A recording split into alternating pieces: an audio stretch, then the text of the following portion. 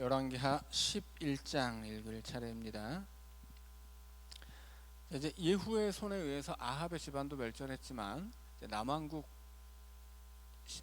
남왕국의 아하시아 왕까지 죽게 되었죠. 근데 이 아하시아가 죽은 다음에 남왕국에서는 아주 기가 막힌 일이 벌어집니다. 이 아하시아의 어머니가 아달랴라는 여인인데, 이 여인이 자기가 왕이 되기 위해서 이 손주들을 다 죽여버려요. 지금 예후의 손에 아하시아의 형제들이 다 죽었죠. 그러면 그 다음 세대가 유다에서 왕이 돼야 되는데, 이 할머니가 손자들을 다 죽여버리고 자기가 왕권을 갖게 돼요. 그리고 그때 죽을 뻔했던 손자 중에 하나가 막 갓 태어난 손자 요아스가 간신히 살아남고, 제사장에 의해서 성전에서 6년 동안 숨어서 이제 생존해 있다가 7살이 되던 해에 왕이 되게 됩니다. 자, 그런 이야기가 이제 11장 이야기입니다. 자, 11장 읽겠습니다. 아하시아의 어머니 아달랴가 그의 아들이 죽은 것을 보고 일어나 왕의 자손을 모두 멸절하였으나, 요람 왕의 딸 아하시아의 누이 여호세바가 아하시아의 아들 요아스를 왕자들이 죽임을 당하는 중에서 빼내어 그와 그의 유모를 침실에 숨겨 아달랴를 피하여 죽임을 당하지 아니하게 한지라. 요아스가 그와 함께 여호와의 성전에 6년을 숨어있는 동안에 아달랴가 나라를 다스렸더라.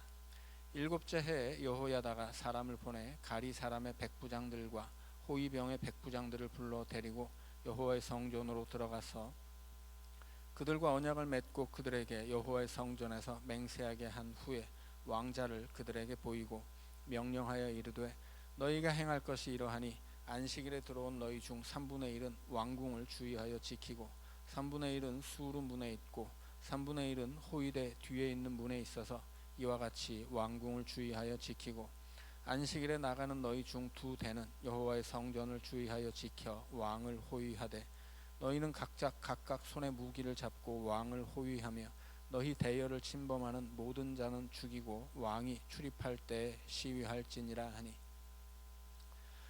자, 아달랴가 손주들을 다 죽였을 때 요아스 한 명이 살게 되죠. 요아스를 성전으로 빼돌려서 깐난쟁이였던 요아스를 이제 이 여호야다라고 하는 제사장이 몰래 기르게 됩니다. 그리고 그 요아스가 7살이 되었을 때 이 여호야다가 그 가리 사람들의 백부장, 호위병의 백부장이라고 이야기하는데, 이 가리 사람들은 외국인, 그 옆에 이제 주석에 나와 있죠. 가리 사람, 외국인 용병들로 구성된 왕실의 친위대였던 것 같다. 이 다윗 시대부터 외국의 용병들이 늘 함께 하죠. 외국의 용병들이 있는 것은 좀 이상한 일은 아니에요. 왕실에 외국인 용병도 있고 또 유대인들로 구성된 또 왕실 시위대도 있습니다. 자, 그들을 이 여호나답이 회유해가지고 여호야다가 성전으로 불러서 맹세를 시켜요. 이 아이가 7살밖에 안 되는데, 이 아이가 적법한 합법적인 왕위 계승자이니까 이 아이에게 충성을 바치자, 이렇게 맹세를 받고 이제 반역을 일으키는 거죠. 자, 9절입니다. 백부장들이 이에 제사장 여호야다의 모든 명령대로 행하여 각기 관할하는 바 안식일에 들어오는 자와 안식일에 나가는 자를 거느리고 제사장 여호야다에게 나아오매, 제사장이 여호와의 성전에 있는 다윗 왕의 창과 방패를 백부장들에게 주니, 호위병이 각각 손에 무기를 잡고 왕을 호위하되 성전 오른쪽에서부터 왼쪽까지 제단과 성전 곁에 서고, 여호야다가 왕자를 인도하여 내어 왕관을 씌우며 율법책을 주고 기름을 부어 왕으로 삼음에 무리가 박수하며 왕의 만세를 부르니라. 여호야다에 의해서 이제 이 왕궁 안에 이 호위대죠. 왕의 호위대들이 다 이 여호야다에 의해서 이제 이 요아스를 섬기게 되고 왕이 계승식을 이제 치르게 됩니다. 그래서 기름 붓고 왕의 만세를 불렀다 하죠. 자, 13절입니다. 아달랴가 호위병과 백성의 소리를 듣고 여호와의 성전에 들어가 백성에게 이르러 봄에 왕이 규례대로 단 위에 섰고 장관들과 나팔수가 왕의 곁에 모셔 섰으며 온 백성이 즐거워하여 나팔을 부는지라. 아달랴가 옷을 찢으며 외치되 반역이로다 반역이로다 하매, 제사장 여호야다가 군대를 거느린 백부장들에게 명령하여 이르되 그를 대열 밖으로 몰아내라. 그를 따르는 자는 모두 칼로 죽이라 하니 제사장의 이 말은 여호와의 성전에서는 그를 죽이지 말라 함이라. 이에 그의 길을 열어주매 그가 왕궁에 말이 다니는 길로 가다가 거기서 죽임을 당하였더라. 자, 성공적으로 반역이 이루어져서 이제 결정적으로 이제 이게 완성이 되려면 어떻게 해야 돼요? 아달랴가 죽어야 완성이 되는 거죠. 자, 그러면 일단 반역이 이루어졌으니까 아달랴를 죽여야 되는데 아달랴를 죽이지 않고 성전 밖으로 내몰아요. 왜냐하면 성전에서는 사람을 죽일 수 없기 때문입니다. 그러니까 이 여호야다가 제사장이었고 제사장이 새로운 왕을 세우는데 하나님이 세워놓은 율법대로 했다라는 뜻이에요. 그러니까 여호야다라는 제사장이 단순히 정권을 탈취하기 위한 욕심에만 매몰된 자가 아니라 정당한 왕이 계승 절차를 이어가지만 그 와중에서도 정해진 율법을 그대로 지키는 아주 선한 제사장이었다, 그런 뜻입니다. 당연히 율법을 지키기 때문에 하나님이 또 복을 주시겠죠. 그래서 이스라엘에 새로운 왕이 세워지고 무언가 이제 이 아달랴라고 하는 자기 손자까지 다 죽이는 이 권력에 미친 여자에게서 해방된 남왕국 유다에 뭔가 좀 희망이 보인다, 이제 그런 이야기입니다. 자, 17절입니다. 여호야다가 왕과 백성에게 여호와와 언약을 맺어 여호와의 백성이 되게 하고 왕과 백성 사이에도 언약을 세우게 하매 온 백성이 바알의 산당으로 가서 그 산당을 허물고 그 제단들과 우상들을 철저히 깨뜨리고 그 제단 앞에서 바알의 제사장 mat단을 죽이니라. 제사장이 관리들을 세워 여호와의 성전을 수직하게 하고 또 백부장들과 가리 사람과 호위병과 온 백성을 거느리고 왕을 인도하여 여호와의 성전에서 내려와 호위병의 문길을 통하여 왕궁에 이르매 그가 왕의 왕좌에 앉으니 온 백성이 즐거워하고 온 성이 평온하더라. 아달랴를 무리가 왕궁에서 칼로 죽였더라. 요아스가 왕이 될 때 나이가 7세였더라. 요아스는 태어나자마자 죽을 위기가 있었는데 성전으로 도망쳐서 이제 여호야다의 손에 이제 양육을 받죠. 그리고 왕이 되었을 때 7살이에요. 결국은 이 요아스 왕 뒤에서 권력을 휘두르는 사람은 여호야다 제사장이었겠죠. 자, 그래서 이 여호야다라는 제사장이 이제 다시 언약을 맺습니다. 그래서 왕과 하나님이 언약을 맺게 하고 백성들과 하나님이 또 언약을 맺게 하죠. 이게 무슨 얘기냐면 이스라엘에서 정당한 왕이 계승은 하나님의 지명이 있어야 돼요. 그래서 제사장을 통해서 기름 부어진 자만 왕이 될 수 있는 거죠. 근데 아달랴는 어떻게 왕이 됐어요? 손자들을 다 죽이고 권력을 쟁취했어요. 자기 손으로. 기름 부어진 게 아니죠. 그래서 이 아달랴 시대에 이 언약이 깨진 거예요. 이 법도가 깨진 거죠. 그런데 이 여호야다가 제사장이 다시 그 법도를 세우고 온 이스라엘이 하나님과 다시 언약을 맺게 했다라고 하는 것입니다. 자, 그리고 이제 12장으로 넘어가면 요아스가 장성해서 이제 이 요아스의 시대에 어떤 일이 있었느냐 하는 것인데 아마 12장에서 하는 이야기들은 여러분이 혼자서 읽으면 이게 좀 전혀 이해가 되지 않으실 것 같아요. 자, 12장에서 어떤 이야기가 있는지 또 읽어보도록 하겠습니다. 예후의 제7년에 요아스가 왕이 되어 예루살렘에서 40년간 통치하니라. 그의 어머니의 이름은 시비아라 브엘세바 사람이더라. 요아스는 제사장 여호야다가 그를 교훈하는 모든 날 동안에는 여호와 보시기에 정직히 행하였으되 다만 산당들을 제거하지 아니하였으므로 백성이 여전히 산당에서 제사하며 분향하였더라.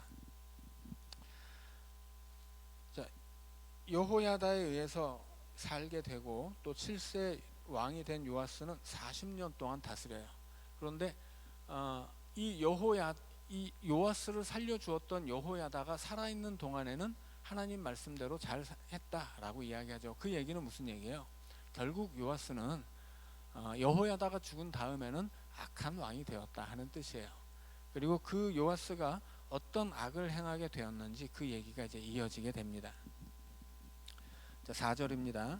요아스가 제사장들에게 이르되 여호와의 성전에 거룩하게 하여 드리는 모든 은 곧 사람이 통용하는 은이나 각 사람의 몸값으로 드리는 은이나 자원하여 여호와의 성전에 드리는 모든 은을 제사장들이 각각 아는 자들에게서 받아들여 성전의 어느 곳이든지 파손된 것을 보거든 그것으로 수리하라 하였으나 요아스 왕 제23년에 이르도록 제사장들이 성전의 파손한 데를 수리하지 아니하였는지라.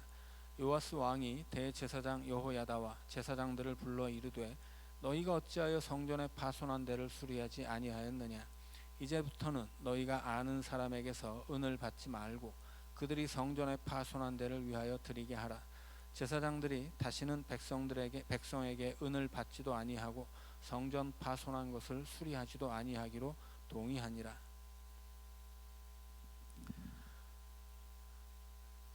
제사장 여호야다가 한 궤를 가져다가 그것의 뚜껑에 구멍을 뚫어 여호와의 전문 어귀 오른쪽 곧 제단 옆에 두매 여호와의 성전에 가져오는 모든 은을 다 문을 지키는 제사장들이 그 궤에 넣더라.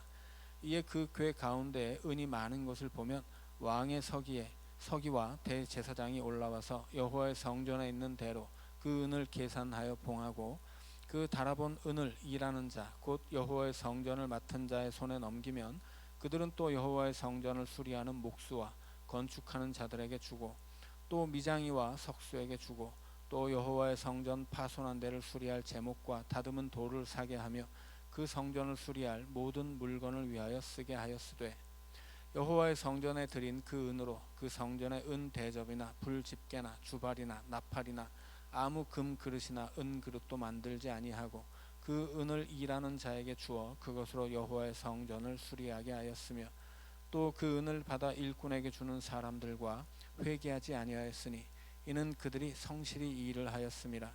속건제의 은과 속죄제의 은은 여호와의 성전에 드리지 아니하고 제사장에게 돌렸더라. 자, 이제 이 본문에서 내용이 뭐냐면 이 요아스 이전에 아달랴는 바알을 섬기고 있었죠. 일단 그 왕이 계승부터가 아주 불법적이었을 뿐 아니라 아달랴 이전에 아하시아 역시 북왕국 아합의 지방과 사돈을 맺고 연합했었던 바알 숭배자예요. 그래서 이 아달랴의 죽음과 함께 요아스가 왕이 되고 요아스를 왕으로 세운 여호야다가 개혁을 일으켜서 바알의 성전을 다 이제 없애버렸죠. 그런데 이제까지 홀대받았던 여호와의 성전은 어떤 거예요? 수리할 때가 너무 많은 거예요.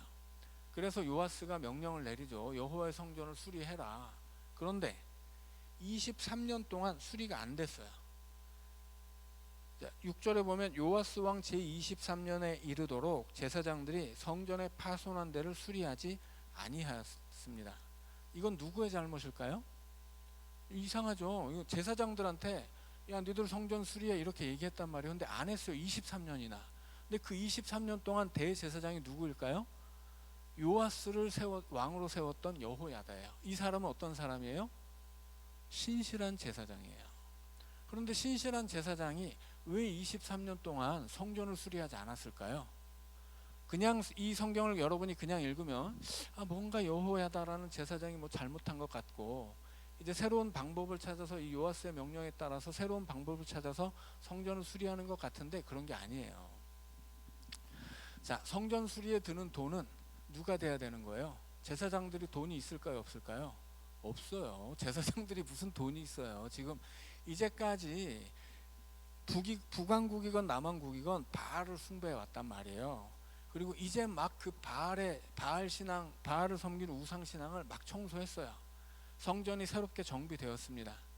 돈이 없어요. 그러면 성전을 수리하려면 누가 돈을 대야 돼요? 왕이 돈을 대야 돼요. 그리고 왕에게는 그런 의무가 있는 거죠. 왜냐하면 왕은 하나님의 종으로서 이스라엘의 하나님 신앙을 온전히 세워가야 할 책임이 있는 사람이에요. 그래서 이 예루살렘 성전 자체를 세운 사람이 누구예요? 왕이에요. 그 성전을 세우는 것도 수리하는데 돈이 없으면 그 돈을 대야 되는 것도 왕의 의무예요. 책임이고 성전에서 일하는 제사장들은 거기서 일을 하고 월급을 받는 사람들이에요. 이 사람들의 월급은 가장 기본적인 사례비는 어디서 나와요? 11조예요. 이스라엘 백성들이 11조를 성전 창고에 드리면 레위 지파가 그 11조를 받습니다. 그리고 레위 지파가 받은 11조에서 다시 11조를 떼서 제사장들에게 줘요. 그런데 이게 충분하지 않거든요. 이것은 정말 그야말로 최소 생계비예요. 그래서 하나님은 제사장들의 생계를 위해서 어떤 것을 허락하시냐면, 이 하나님의 성전에 사람들이 제사를 드리러 오잖아요. 그럼 그때 바쳐지는 것 중에 모든 제사에는 제사장들의 몫이 있어요. 그래서 고기 중에 일부, 고기를 짐승을 바칠 때는 그 짐승의 가죽, 이런 것들을 제사장의 몫으로 주거든요. 왜냐하면 제사장들의 생계비가 모자르기 때문이에요. 그런데 이 이스라엘 백성들은 제사를 드릴 때 제물로만 드리는 게 아니에요. 왜냐하면 제물이라고 하는 것은 곡식은 썩을 수 있잖아요. 짐승도 상할 수가 있어요. 근데 하나님 앞에 드리는 제물은 온전해야 되기 때문에 멀리 사는 사람들은 어떻게 하냐면 자기 집, 자기 동네에서 하나님 앞에 제물로 바칠 것을 팔아요. 그래서 은으로 바꾼 다음에 성전으로 가져와서 그 은을 바칩니다. 아니면 그 은으로 제물을 다시 사서 제물을 바치든지 둘 중에 하나예요. 자, 그러니까 이 이스라엘 백성들이 하나님 앞에 자발적으로 와서 의무적으로 드린 제사도 있고 자발적으로 드린 제사도 있는데, 그 모든 제사에는 제사장의 몫이 있는데, 그 제사장의 이 백성들이 제사를 드릴 때는 제물을 바쳐서 드리는 방식도 있지만 그 제물을 돈으로 바꿔서 돈으로 바치는 방식도 있어요. 근데 어느 게 더 많냐라고 묻는다면 당연히 돈으로 바치는 게 더 많습니다. 왜냐하면 멀리 사는 사람이 소를 끌고 온다고 생각해 보세요. 오면서 옛날에는 지금처럼 도로가 발달해 있지도 않고 옮기는 수단도 없잖아요. 그럼 소를 데리고 오다가 소가 어디 다리라도 삐면 어떻게 돼요? 못 바쳐요. 그거 팔아도 값을 다 못 받아요. 그러니까는 우리 집 소를 바치고 싶으면 이 소가 제일 상태가 좋을 때 동네에서 파는 거예요. 그래서 그 은을 가지고 와서 그 은을 그냥 바치는 것이 제일 좋은 방법이었다고 하는 거죠. 그런데 이 요아스가 말한 방법은 뭐예요? 제사장들에게, 야, 백성들이 가져와서 은을 바치잖아. 그건 니네가 가지지 말고 그걸로 성전을 고쳐, 이렇게 얘기한 거예요. 예를 들어서 우리 교회에서 제가 사례비를 받잖아요. 근데 지금 이렇게 여름에 시원하게 이렇게 에어컨 바람이 내려오는데 당회에서 목사님 사례비를 줄여서 에어컨 공사를 합시다, 이런 얘기를 한 거예요. 그러면 제사장들도 먹고 살아야 되는데 고칠 수가 있겠어요? 안 되는 거예요. 이 제사장들에게 주어지는 11조라고 하는 것은 최소 생계비였고, 이 제사장들이 가지고 제사장들의 생계 수준이라고 하는 것은 일반적인 이스라엘 백성들의 생계 수준이라고 할 수 있었거든요. 그런데 그들이 받는 그들에게 보장된 소득 중에서 그것을 떼어서 수리를 하라고 했기 때문에, 심지어 이렇게 신실했던 여호야다 제사장이 대제사장의 역할을 하고 있었던 세월 동안에도 성전을 수리하지 못한 거예요. 23년 동안. 이건 누구의 잘못이에요? 제사장들의 잘못이 아니라 왕의 잘못이에요. 근데 왕이 왜 그런 잘못을 했을까요? 돈이 아까운 거죠.